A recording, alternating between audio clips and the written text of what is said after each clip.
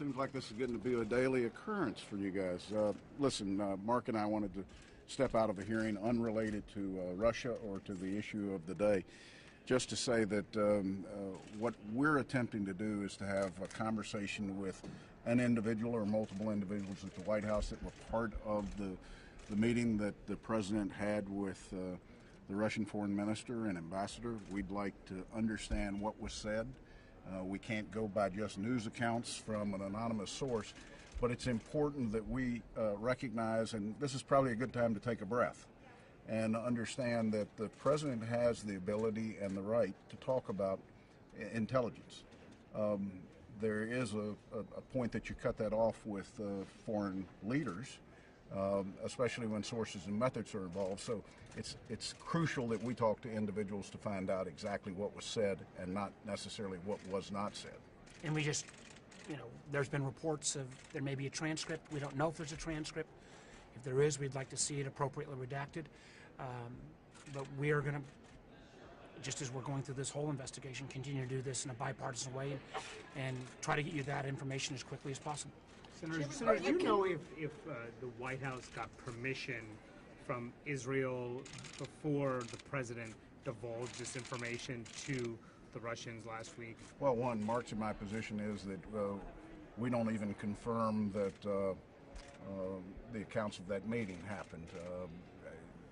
We certainly do not confirm or deny what foreign partner we might have used for accessing aviation threats that legitimately we should be concerned with. So we'll take up the appropriate conversations with individuals that were in the meeting. Chairman Barr, why should Americans have confidence in this president to handle confidential information given the questions surrounding his meeting with Russian officials last week? Well, again, let me say that once Mark and I have an opportunity to talk to individuals that were in the meeting, that will either confirm our confidence or possibly shake the confidence. But is your confidence shaken at all?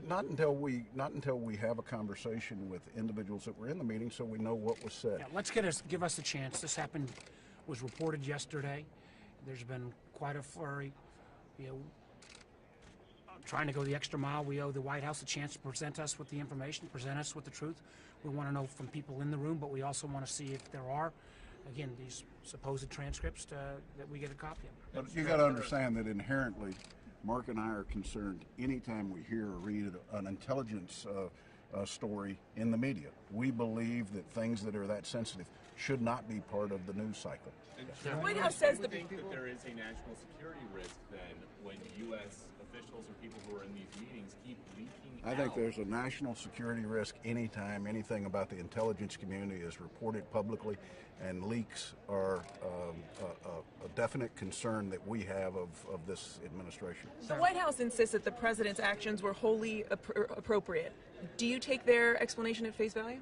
Well, I'd prefer to have a conversation with an individual that was in the room about what actually was said, and then we can legitimately comment whether we have concerns about what was said. Sir, have you had trouble getting in touch with the White House today regarding? We've had a very busy day, but we hope to talk to them before we leave. Are you optimistic that you will see those transcripts? We're optimistic we'll get an answer. We don't know if there is a transcript, but somebody made notes.